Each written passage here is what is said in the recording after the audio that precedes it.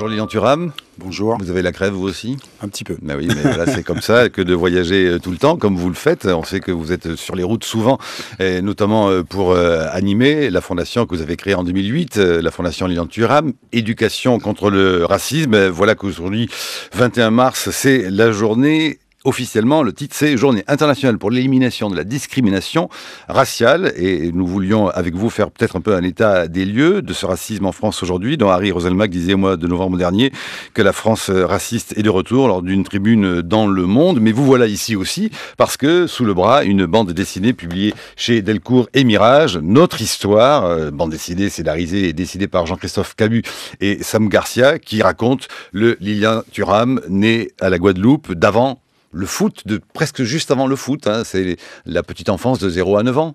Exactement. Quelle idée vous avez eue et pourquoi? Qui a eu l'idée d'abord de faire des Étoiles Noires et puis de votre vie une bande dessinée, le premier? Écoutez, la rencontre, ça a été à la rencontre de l'éditeur, Guy Delcourt, qui avait beaucoup aimé mes Étoiles Noires. Et donc, c'est avec grand plaisir qu'on a travaillé ensemble pour avoir cet objet qui permet justement, peut-être aux personnes qui vont moins facilement vers la lecture, et notamment les enfants, aussi d'avoir une réflexion sur le vivre ensemble, une réflexion qui arrive à comprendre que le racisme est vraiment quelque chose de culturel et qu'on peut l'éliminer. Alors, vous savez que le temps passe, hein, Lilian Thuram. 2014, 1998, c'est loin. Alors, on va faire pour les jeunes auditeurs rappeler que vous êtes un ancien footballeur aux 142 sélections en équipe de France, que vous êtes né donc à Pointe-à-Pitre en Guadeloupe, que vous avez rejoint la métropole à l'âge de 9 ans. Vous avez été membre du Haut Conseil à l'intégration, membre et parrain du collectif Devoir de mémoire qui lutte contre le racisme. Vous avez été également le commissaire de l'exposition Exhibition L'invention du sauvage qui s'est tenue au musée du Quai Branly l'an dernier, de 2011 à 2012. Et donc, voici arrivé notre histoire. Dans notre histoire, il y a, on va dire, deux personnages extraordinairement importants dont j'aimerais que vous nous parliez, mais par lesquels allez-vous vouloir commencer? Nedo ou Mariana? Mais je vais commencer peut-être par Mariana, Ah oui. qui est ma maman. En fait, c'est vrai que lorsque j'avais écrit mes Étoiles Noires, je n'avais pas pu dépasser cette pudeur qui veut que parfois on raconte pas sa vie, notamment la vie de ma maman. Et là, cette bande dessinée m'a permis de rendre hommage aux parents, en fait. Parce que je pense que souvent on ne se rend pas compte de l'importance des parents. Et ce sont eux les premières étoiles. C'est eux qui essayent de répondre à toutes les complexités de la vie pour essayer d'améliorer la vie de leurs enfants. Et donc, je remercie maman. Qu'est-ce qu'elle a fait de si spécial, votre mère, Lilian Thuram, pour que vous lui rendiez hommage comme cela? Mais écoutez, je crois qu'elle a eu du courage. Je crois que ça, c'est très important. C'est-à-dire, je me souviens très bien, le jour où elle nous a réunis autour de la table en Guadeloupe en disant, voilà, les enfants, maman va partir à Paris. Donc, bien évidemment, on pensait venir avec elle. Parce que d'abord, quoi, Parce qu'en ras-le-bol fait, de couper de la canne à sucre? Oui, exactement. Elle travaillait dans les champs de canne à sucre. Et puis, l'après-midi, elle faisait des ménages. Et donc, pour elle, c'était extrêmement compliqué. Et elle avait toujours eu cette volonté de partir à Paris parce qu'elle se disait que c'était là qu'elle pouvait donner plus de chance à ses enfants. Donc, elle est partie pendant 1 an. Elle a rencontré des personnes qui ont pu l'aider et elle est venue nous chercher après. Vous ne vous êtes pas senti abandonné? Une mère qui part comme ça, c'est un exemple. Mais une mère qui part, vous savez, en règle générale, lorsque vous êtes enfant, vous avez confiance dans la parole de votre maman. Donc, elle dit qu'elle va partir travailler, elle va venir nous rechercher. Donc, il n'y a aucun doute, en fait, sur ce moment-là. Et donc, c'est ce qu'elle a fait. Voilà pourquoi aujourd'hui, j'ai grandi dans la région parisienne et je suis devenu celui que je suis devenu. Et vous étiez quel petit enfant, alors, en Guadeloupe? Il y avait déjà un petit peu le foot, il y avait les blagues, il y avait... Mais il y a toujours eu le foot. Il y a toujours le foot. Lorsqu'elle est partie, j'avais 8 ans. Donc, je me souviens très bien que je jouais avec mes grands frères devant la maison. Et puis, encore une fois, vous savez, à l'époque, aux Antilles, vous pouviez rester tout seul parce qu'en fait, il y avait tout le village qui vous éduquait. Ça, c'est très important à savoir. Et qui faisait quoi? Mon frère, qui avait 15 ans, faisait à manger. Je dois avouer que je me souviens que c'était souvent trop salé. Je me souviens que le repas préféré, c'était une boisson sucrée et un sandwich à la sardine. C'était ça le repas. Les sœurs? Mes sœurs, ma grande sœur, elle aussi, parfois faisait à manger. Je disais qu'elle prenait soin des plus petits, c'est-à-dire de moi et de ma petite sœur Liliana. Donc, encore une fois, il y avait une certaine maturité par rapport peut-être aux enfants d'aujourd'hui, parce que c'est vrai qu'on avait l'habitude d'être seul quand même, parce que ma maman, elle partait très tôt le matin. Comme je vous ai dit, elle travaillait aussi l'après-midi en faisant de ménage.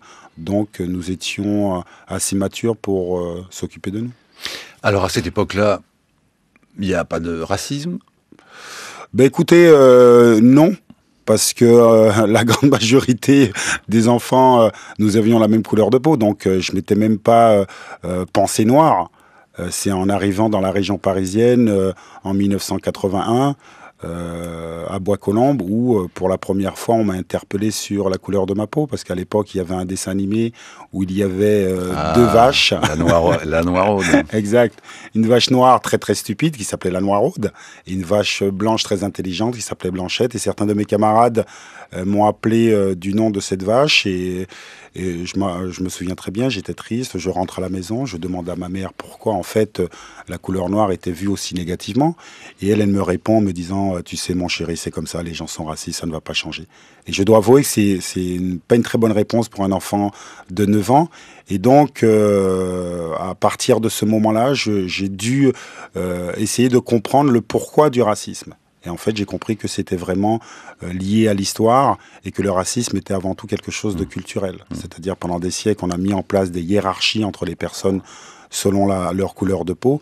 Et malheureusement, aujourd'hui, le racisme qui existe dans nos sociétés, c'est le fruit de ce racisme du passé. Donc un jour, vous vous êtes dit, cette chose que vous ne vous étiez jamais dite, je suis noir. Ben effectivement, parce qu'on devient noir dans le regard de l'autre, en fait. Et on devient noir avec tous les préjugés qu'on porte sur les personnes de couleur noire. Alors, il y a un petit livre qui est sorti, que je vous ai donné là, qui est assez drôle, assez gonflé, on pourrait dire, signé par Félicité Kindoki et Espérance Biesi. Comment savoir si vous êtes noir? Écoutez les auteurs au micro d'Amélie Perrault, qui parlent déjà du projet du livre notamment, et sur la question du racisme à l'école très frontale. On nous rappelle par des phrases, par des remarques qui sont pas forcément très gratifiantes, notamment par exemple à l'école qu'on a tous pu entendre tu te peignes avec quoi les cheveux, avec une fourchette tellement qu'ils sont crépus tes cheveux, ou mais t'es sûr si tu te laves bien t'es pas blanche derrière, et au-delà de ça, bon il y avait aussi certains reflux, c'est-à-dire des personnes qui effectivement moi je me souviens, on m'a dit souvent cette phrase joue pas avec nous espèce de cafard noir par exemple. Voilà, ça c'est du racisme plus frontal, on va dire, et malheureusement ça existe, ça existera toujours. Les enfants sont souvent inconscients, mais le problème c'est une question d'éducation aussi, ça vient aussi des parents, je pense. L'éducation est vraiment importante, et la transmission envers les enfants, leur dire que la personne différente est comme, il n'y a pas de différence à partir du moment où nous sommes des humains, on n'est pas des animaux, on est des êtres humains, donc la personne est différente par rapport à son aspect physique, mais elle a le même comportement que tout de quotidien, je sais pas, c'est de tout le monde, on n'est pas différent, et ça passe vraiment par la transmission et l'éducation, je pense. Comment expliquez-vous quand même qu'on en soit encore toujours là? Ben écoutez, comment expliquer qu'il y a encore le sexisme? Je dirais le sexisme, c'est la plus vieille hiérarchie qui existe dans nos sociétés, c'est-à-dire que pendant des siècles, on a expliqué que les hommes étaient supérieurs aux femmes, et les hommes ont fini par croire que c'était vrai. Et le racisme, c'est exactement la même chose. C'est vraiment ancré dans notre culture, c'est-à-dire que là aussi, on a fait une hiérarchie entre les personnes selon la couleur de la peau. Et cette hiérarchie, idéologiquement, politiquement, est présente quand même jusque dans les années 90. Il n'y a pas très longtemps, Nelson Mandela est mort. Et Nelson Mandela a été, mis en prison pendant 27 ans parce que justement, il dénonçait cette idéologie de hiérarchie selon la couleur de la peau. Donc, encore une fois, je crois que chacun de nous devons être conscients que nous sommes porteurs de cet héritage.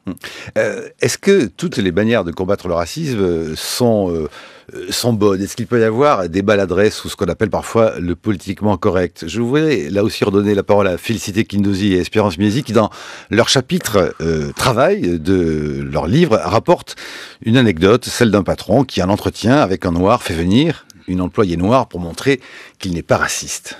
En fait, donc mon boss m'appelle tout simplement parce qu'il est en entretien avec un noir, il est en casting avec un noir et là en fait il m'appelle. Donc moi je sors de mon bureau, il m'appelle plusieurs fois en criant mon nom, donc j'arrive un petit peu en furie, je dis oui, il me dit, vous voyez monsieur, on travaille avec Félicité et ça se passe très bien, elle est noire et vraiment elle est géniale, tout va bien, voilà.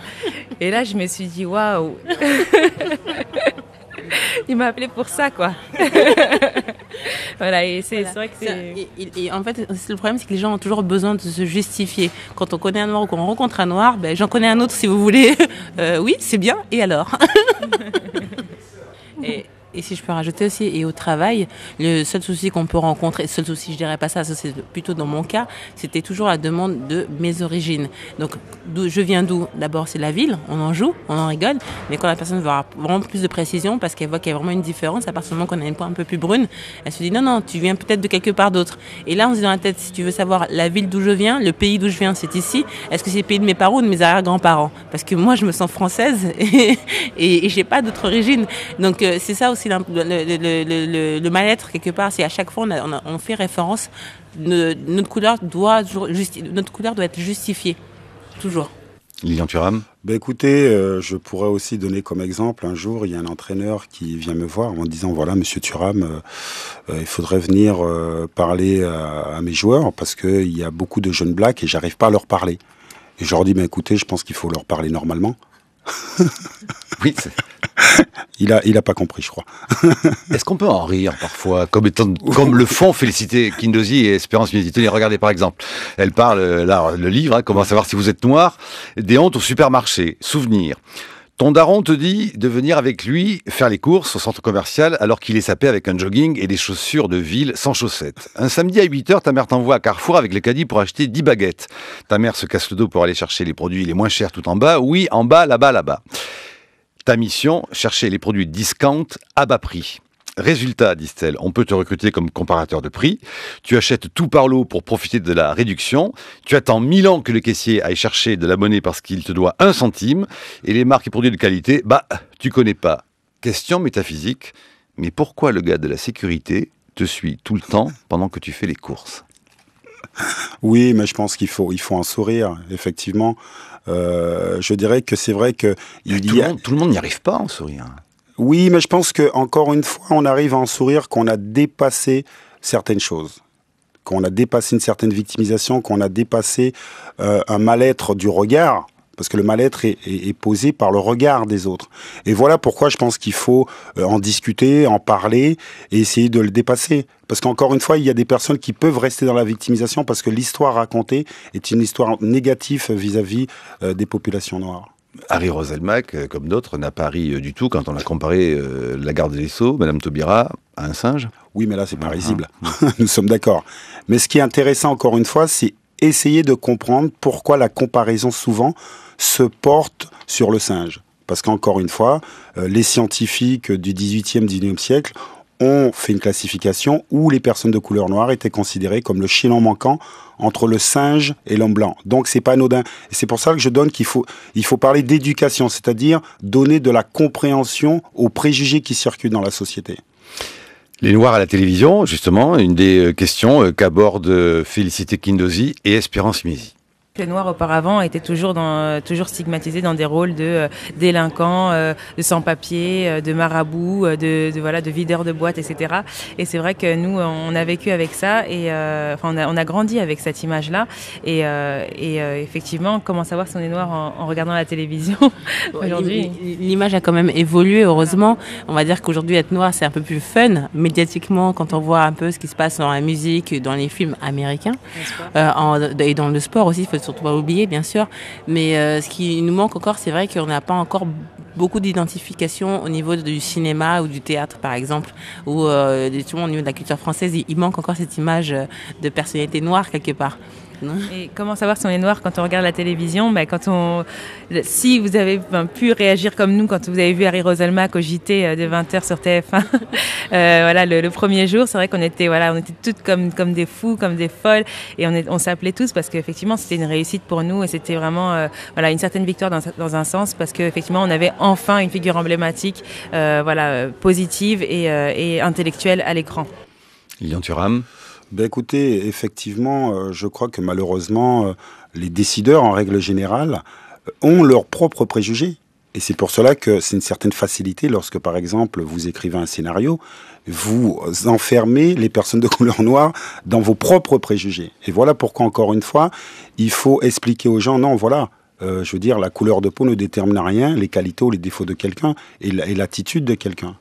Vous liez d'ailleurs toutes ces questions dans la bande dessinée, dans notre histoire, hein, vous les liez aux questions de tolérance, mais qui ne concernent pas seulement, au fond, la seule lutte contre le racisme. Hein, vous parlez de l'égalité, tout simplement, de la lutte de l'égalité homme-femme, de la lutte contre l'homophobie, de la tolérance religieuse. Est-ce que tous ces combats, selon vous, sont liés? Vous rappelez cette phrase de Pierre de Coubertin: une Olympiade femelle serait impratique, inintéressante, inesthétique et incorrecte. Ben, effectivement, tout est lié. Et le tort que nous avons, c'est ne pas se rendre compte. Parce que le fil conducteur, c'est dénoncer les inégalités. Et le racisme, avant tout, c'est une inégalité. Et le sexisme aussi, l'homophobie aussi.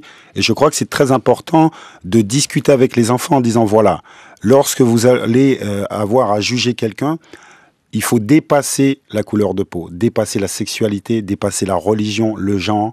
Et ce qui est important à voir, c'est l'humain qu'il y a dans les personnes. Brice, c'est à vous. Merci Marc. Le sociologue Jean-Claude Kaufmann, auteur de Identité, la bombe à retardement, comme l'économiste Amartya Sen, auteur de Identité et violence, ou encore l'écrivain Amin Maalouf, Les identités meurtrières, ne cessent de nous mettre en garde. La manie identitaire contemporaine a engendré de nouvelles formes d'ethnocentrisme qui prennent des formes différentes du vieux racisme biologique, mais qui n'en sont pas moins explosives. Pour quiconque dispose, comme c'est mon cas, d'une mémoire politique qui remonte, disons, jusqu'aux années 60, l'inflation contemporaine du terme d'identité dans le langage quotidien est frappante. À l'époque lointaine dont je vous parle, Marc, donc les années 60, époque lointaine mais joyeusement subversive, les identifications étaient généralement générationnelle ou idéologique. Elle faisait largement l'impasse sur des détails aussi anecdotiques que la couleur de la peau, l'appartenance nationale ou la religion des parents. Nous proclamions ne pas être contre les vieux, mais contre ce qui les a fait vieillir. Cependant, il existait une solidarité spontanée avec quiconque exhibait les signes d'appartenance à notre génération, my generation. Je prenais toujours les chevelus en stop dans ma deux chevaux, jamais les cravatés porteurs d'attaché case. Je savais que nous pourrions parler rock et révolution avec les premiers, de rien d'intéressant avec les autres. Les grandes idéologies fournissaient un horizon de sens sur le fond duquel nous pouvions inscrire la cohérence de nos choix, de nos aventures individuelles ou collectives. Enfin, la stratification sociale, beaucoup plus visible qu'aujourd'hui, attribuait à chacun une place précise dans la pyramide. La lutte des classes n'était pas un vain mot et il existait bien quelque chose comme une culture ouvrière et une culture bourgeoise, un accent faubourien et un autre en usage dans le 16e. Aujourd'hui, que le mode de vie des riches et celui des pauvres se sont séparés par des années-lumière, tout le monde affiche la même tranquille désinvolture et on ne distingue plus sous leur capuche le fils du bourge de celui des cités. Alors toutes ces appartenances collectives ont progressivement disparu et elles ont été remplacées par le regain d'identité que ma génération jugeait archaïque parce que héritée et non pas choisie. Et la question de la couleur de la peau que nous avions pu croire destinée à devenir aussi peu significatif que celle des yeux ou des cheveux est devenue un marqueur identitaire. Elle s'est mise à signifier une culture, à renvoyer l'autre à une prétendue étrangeté, à une altérité fantasmatique. Or, les identités, qu'elles soient nationales, ethniques, culturelles ou tout ce qu'on voudra, sont mensongères. Elles se donnent comme un précieux héritage à préserver contre les altérations dont l'autre les menace, alors qu'elles sont toujours des traditions inventées et des aventures en cours. Elles sont mensongères aussi en ce qu'elles absolutisent et naturalisent chez l'individu contemporain une seule caractéristique pour le réclamer tout entier. Amin Maalouf a raison.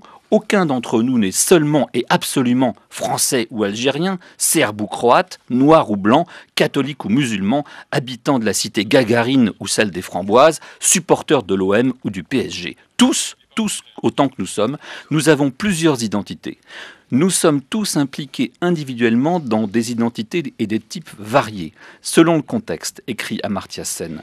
Notre personnalité est le produit d'un dosage particulier, dit Maalouf. En outre, dans les grandes métropoles du XXIe siècle, nous sommes ou nous serons tous plus ou moins métis, comme Barack Obama. Les identités sont des mythes dangereux. Autant, en effet, il est possible de négocier sur la base des appartenances sociales, de discuter avec intelligence à partir de références idéologiques même éloignées, autant les identités culturelles ou ethniques ne sont pas négociables. Leur affirmation véhémente ne peut déboucher que sur l'affrontement, car on peut négocier ce que l'on a, mais en aucun cas ce que l'on est. Alors j'en viens au thème du jour, la lutte contre le racisme. La lutte contre le racisme, pour être radical à mes yeux, devrait passer par la réhabilitation de l'individu libre. Un individu dont on favorise la désaffiliation, afin qu'il reconnaisse en l'autre la même qualité qu'il possède en lui-même, la raison.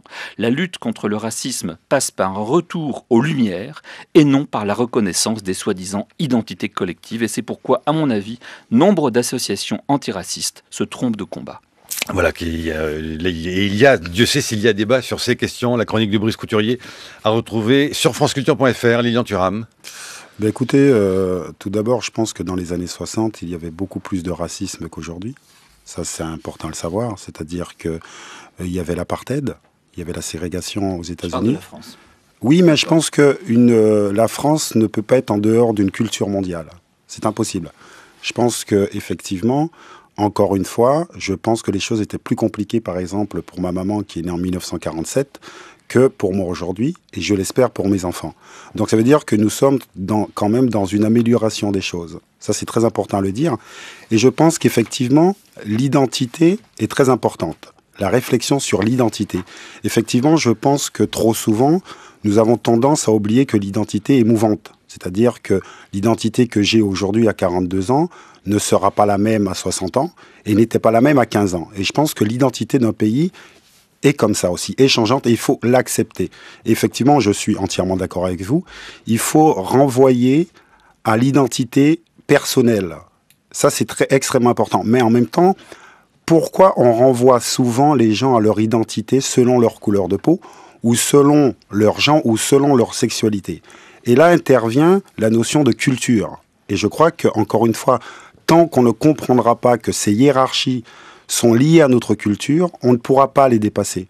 Et je crois qu'encore une fois, le questionnement personnel sur quels sont mes propres préjugés pour pouvoir les dépasser est fondamental. Et souvent, nous n'avons pas conscience de ça. Et on ne se rend pas compte à quel point ces hiérarchies sont ancrées. On n'a pas conscience de nos préjugés. Exactement. À quel point ces hiérarchies sont ancrées dans nos mentalités et dans notre façon de penser. Brice.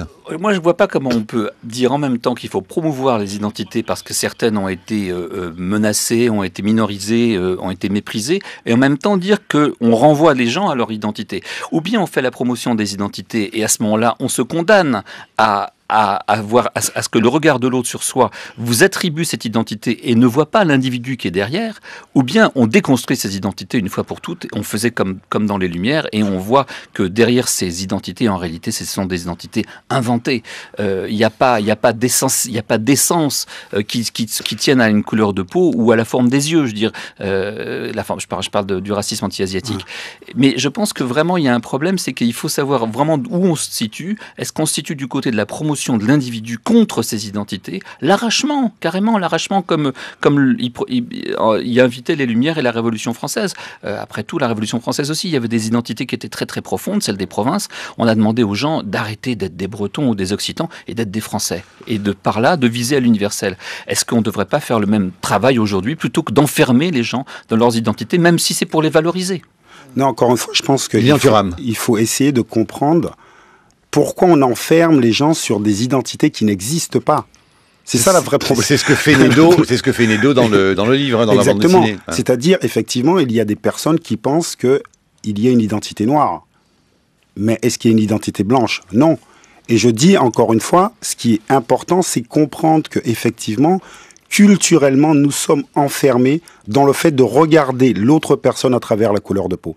Ce qui est très intéressant, encore une fois, vous avez parlé de la Révolution française et les Lumières.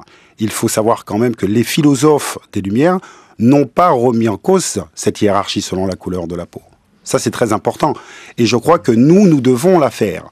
Nous devons comprendre qu'effectivement, nos regards sont pollués par l'histoire des hiérarchies. Et je pense que tant qu'on va pas le faire, on ne comprendra pas. Et surtout, ce qui est très intéressant, lorsque je vais avec les enfants dans les écoles, ils vous expliquent encore aujourd'hui qu'il y aurait plusieurs races et que ces races seraient déterminées par la couleur de la peau. Donc vous voyez à quel point notre culture a intégré ce mécanisme. Et pour raconter une petite histoire sur les couleurs de peau quand même, et notre façon de nous voir. Une fois, je rentre à la maison, je dis à mon fils, le dernier, je dis, Kéfren, excuse-moi, tu es le seul noir de ta classe? Et lui me dit, mais papa, je suis pas noir. Je dis, ah bon? Il me dit, mais non, je suis marron. Je lui dis, ah bon? Et les autres de ta classe, ils sont de quelle couleur? Bah, ils sont roses. Et donc, vous voyez bien que même les couleurs de peau qu'on s'attribue, là aussi, c'est un conditionnement. Et je crois que ces conditionnements, nous devons les questionner pour justement avoir l'intelligence d'ouvrir cette identité. Et parfois, les gens ont peur d'une identité complexe. C'est ça la réalité. Et donc, nous devons prendre par la main... Est-ce que vous pensez que les mouvements identitaires qui sont effectivement très actifs, et dont Brice envoie, lui, les limites, malgré tout, sont aussi, après tout, le chemin nécessaire par moment pour essayer d'activer cette lutte contre le racisme, dont vous dites, vous, Brice, que parfois elle peut ne pas être efficace. Mais est-ce qu'après tout... Elle se retourne contre elle-même. Mais alors, est-ce qu'elle se retourne contre elle-même ou pas? Effectivement, de toute façon, vous savez, à un moment donné de l'histoire, chacun essaye de trouver les bonnes solutions. D'accord? Là, nous sommes en train d'essayer de chercher les solutions pour essayer d'améliorer la société. Je crois que c'est ce qui est important, c'est-à-dire être dans une optique où on veut améliorer les choses. Après, effectivement, dans 50 ans, certains diront, mais ils se sont trompés, c'est pas comme ça qu'il fallait faire. Puisque c'est une journée mondiale, vous étiez il y a quelques jours, à peine 4-5 jours, au Brésil. Est-ce que vous rencontrez les mêmes questions, au fond, au Brésil, que vous pouvez les rencontrer dans une cour d'école en France? Ah ben complètement. Mais ce qui est triste au Brésil, je crois que les Brésiliens, parfois, n'ont pas conscience que leur société est raciste. C'est ça le vrai problème. C'est-à-dire que moi, j'ai joué avec des Brésiliens et je leur posais la question, dis-moi... C'est l'anniversaire de Ronaldinho aujourd'hui. Ah oui, très important. je leur disais, mais vous savez pourquoi il y a des Noirs au Brésil? Ils me disaient, non, je ne sais pas. Je leur dis, mais au Brésil, il y a du racisme. Non, il n'y a pas de racisme, nous sommes tous bien. Non, voilà. Je crois qu'encore une fois, il faut être conscient qu'effectivement, nous sommes porteurs d'une histoire et il faut analyser cette histoire, encore une fois, sans tomber dans l'action, sans être dans la culpabilité, mais simplement faire une photographie pour essayer d'améliorer les choses. Et je crois que le défaut, parfois, que nous avons, c'est une certaine hypocrisie autour de ça. Il existe du sexisme dans la société. L'homophobie est culturelle, le racisme est culturel. Donc, mettons en place des outils pédagogiques pour changer l'imaginaire collectif. Daniel Salnave, dans le débat. En vous écoutant, j'ai entendu à plusieurs le mot sexisme, bien évidemment. On ne peut pas ne pas faire le rapprochement entre le combat que vous menez et le combat que mènent des féministes, et maintenant tout le monde d'ailleurs, hommes et femmes, pour l'égalité des sexes. Ce qui est clair, c'est que ce que vous pointez à juste titre, c'est que la différence, qui est une différence, disons, entre guillemets, visible. Comme dit votre petit garçon, vous êtes marron, ou lui, et moi, visiblement, je ne suis pas un homme. Donc cette différence-là, elle est vécue sur le mode d'une hiérarchie, c'est-à-dire non pas seulement une différence, mais, comme le dit Françoise Héritier, une différence de valeur. Il y a une valeur ajoutée qui est celle de l'homme blanc. Et la femme, et évidemment, plus la femme noire. La question, c'est que, la grande difficulté qu'on a, c'est que nous devons lutter contre un discours de type scientifique, en gros, entre guillemets, qui n'est en fait scientifique, qui ne vise qu'à une chose, c'est à naturaliser une différence qui est visible, comme celle de la couleur de peau ou celle de la différence des sexes. C'est pourquoi d'ailleurs le combat est si difficile, parce que lutter contre ces théories qui visent à naturaliser, elles remplissent pas une fonction scientifique, elles remplissent une fonction rassurante. Pour ceux qui sont persuadés que cette domination est juste, la fonder en nature, c'est formidable, on ne peut plus rien faire puisqu'elle est naturelle. C'est pourquoi d'ailleurs aujourd'hui il est si important, des études de genre sont si importantes, même si on les traite parfois de façon qui n'est pas très juste. Mais c'est si important, il faut dénaturaliser en quelque sorte le fondement des différences. Est-ce que vous êtes d'accord là-dessus? Lilian Thuram. Complètement. Vous savez, je crois qu'il est très important à comprendre que lorsqu'on fait des divisions selon la couleur de la peau, lorsqu'on fait des divisions selon le genre, derrière tout ça cache l'exploitation. Quand on infériorise certaines personnes, c'est pour mieux les exploiter. Et c'est pour cela que je trouve que c'est très intéressant. L'histoire. Comprendre que l'histoire est faite de luttes entre une société qui voudrait plus d'égalité et une société qui construit les inégalités. Et c'est pas anodin. Et c'est pour ça que je dis aux enfants, chaque génération devra se questionner sur sa société pour construire la société de demain. Sachant qu'il y a toujours ces deux courants. Le discours raciste n'a pas précédé la colonisation, il vient après pour la justifier. Exactement. C'est pour ça que le texte de Montesquieu est fondateur et qu'il a été si mal compris. On dit mais c'est normal d'exploiter les Noirs, de toute façon ils sont pas comme nous, ils ont les cheveux crépus, etc. Voilà, c'était fini. À partir de là, on trouvait une explication naturelle à un phénomène qui était, comme vous l'avez dit, d'une exploitation d'un groupe d'hommes par d'autres, voilà. Et des richesses qu'ils pouvaient Voilà pourquoi, pour moi, c'est très important de bien expliquer l'esclavage. Il faut expliquer que c'est pas une confrontation entre personnes de couleurs différentes, mais c'est avant tout un système économique. Ça, c'est très important. Voilà, un système économique. Et lorsque, encore une fois, vous voulez exploiter des gens, il faut construire leur infériorité.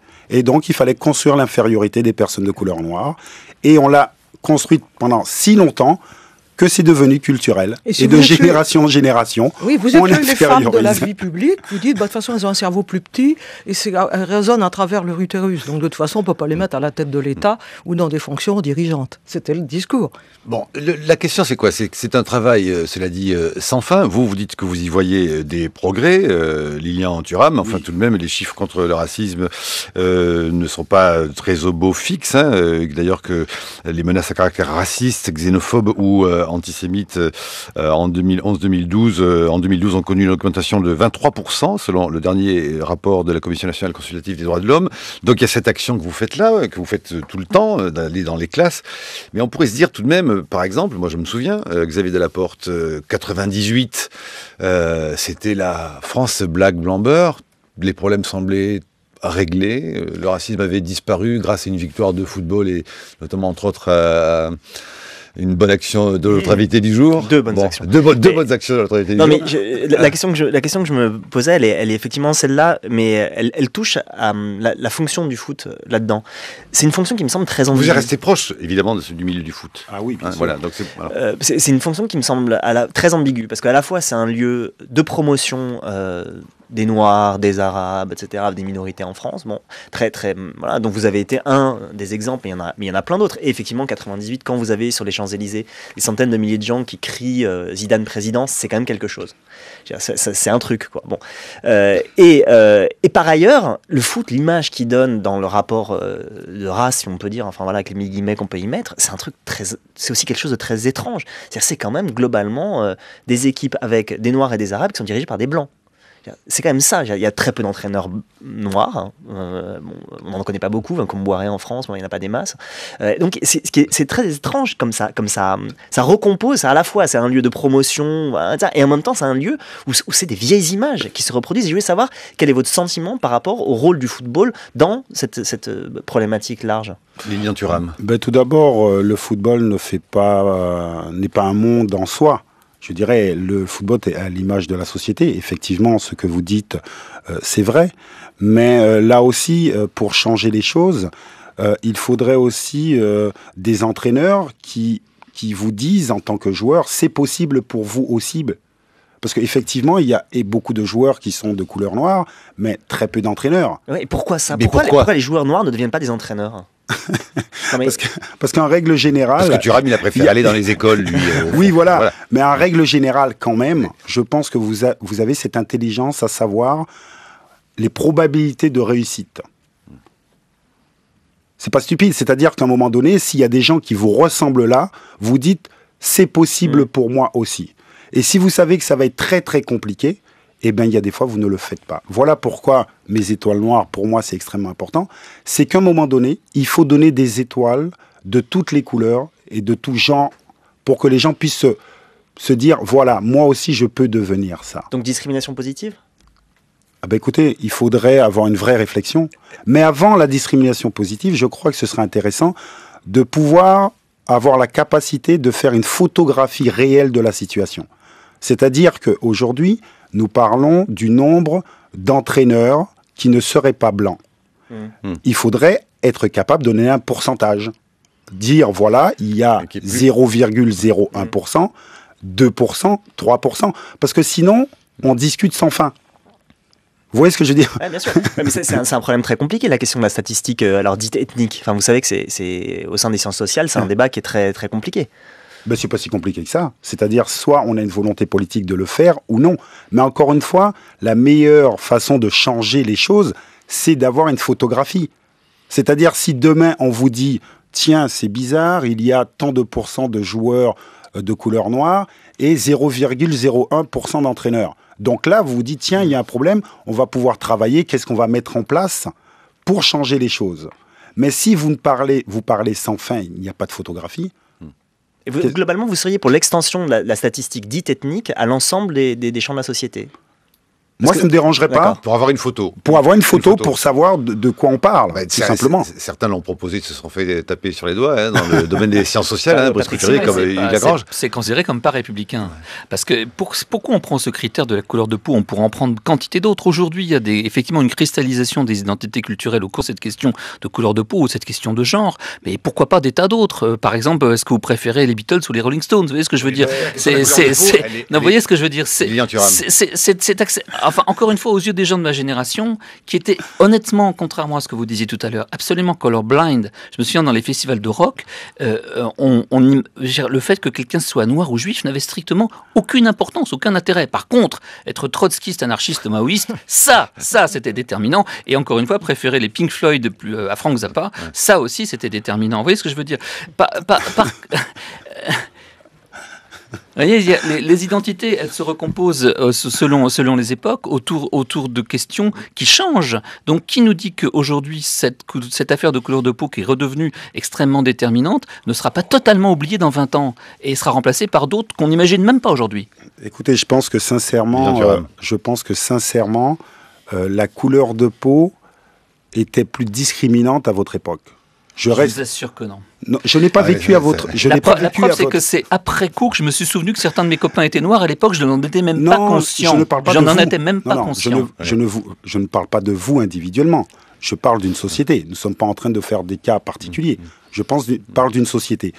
Et je pense qu'effectivement, vous avez dit une parole très importante. C'est-à-dire que peut-être dans 20 ans, nous aurons dépassé cette problématique. Mais je crois que dans 20 ans, on changera. Pourquoi aujourd'hui ne pas changer quelque chose qui n'existe pas? Et c'est ça le cours. Et encore une fois, par exemple, on parle souvent de la République. Mais la République peut changer. La démocratie n'est pas finie en elle-même, elle peut s'améliorer. Et donc, je dirais que c'est ça le vrai problème. C'est-à-dire, si pour passer d'une situation à une autre, il faut à un moment donné, pendant quelques années, faire une photographie de la situation, faisons-la. Et peu on s'arrêtera dans 20 ans ou dans 10 ans. La République, dont parlait d'ailleurs Harry Roselbach dans son article, vous diriez cela comme lui ou pas comme lui? Et le titre était une citation du Monde était une citation de son article. La France raciste est de retour quand il y a eu l'affaire autour de Christiane Taubira. Mais écoutez, encore une fois, je suis pas d'accord sur l'analyse. C'est-à-dire que la France, encore une fois, culturellement, est raciste. C'est pas un retour. Au contraire, je crois qu'aujourd'hui, les gens sont obligés de se positionner. L'histoire familiale, mon grand-père est né en 1908, 60 ans après l'abolition de l'esclavage. Ma mère, 1947, pendant la ségrégation, pendant la colonisation. Encore une fois, je suis né en 1972, pendant l'apartheid. Donc, encore une fois, il n'y a pas de retour du racisme. Aujourd'hui, le racisme est beaucoup plus visible. Et ce qui est très intéressant aujourd'hui, nous sommes obligés de nous positionner. Daniel. Je voudrais vous poser une petite question très simple. Moi, je voudrais faire se croiser le combat que vous menez, le combat que peuvent mener des féministes, en faisant juste cette petite observation. Combien de femmes blanches, aujourd'hui, arrivent au pouvoir ou à des postes de responsabilité en faisant garder leurs enfants par des femmes noires? La plupart des quartiers, des beaux quartiers de Paris, je vois des femmes noires qui baladent des enfants blancs dans des poussettes. Je ne connais aucun quartier de Paris où des femmes blanches baladent des enfants noirs dans des poussettes. C'est tout. C'est un peu l'histoire de votre mère que vous racontez dans votre histoire. Oui, un petit peu. Mais encore une fois, je dirais que la problématique, c'est pouvoir faire une photographie de la société et encore une fois être honnête, parce que je reste persuadé que si tout un chacun nous arrêtons, 5 minutes à observer les problématiques et les préjugés désastreux qu'il y a sur les personnes selon leur couleur de peau, nous verrons que cela existe. Xavier Delaporte. Je me souviens d'un entretien que Vikash Dorasso, qui est d'origine mauricienne, avait donné à l'équipe et dans lequel il avait dit « Le football m'a blanchi, je suis devenu blanc en devenant célèbre et grand joueur de foot, etc. Est-ce que vous considérez que vous êtes devenu blanc? Non, je suis pas d'accord. Je pense qu'encore une fois, c'est le fait d'être connu. On vous reconnaît. On sait qui vous êtes. Donc, vous n'avez pas les préjugés qui seraient sur quelqu'un d'inconnu et sur la couleur de peau. C'est-à-dire que moi, effectivement, lorsque j'arrive, je suis Lilian Thuram. Et c'est la même chose, par exemple, vous allez habiter dans un quartier. Vous arrivez avec votre famille, on a des préjugés sur vous. Les voisins apprennent à vous connaître, les préjugés tombent.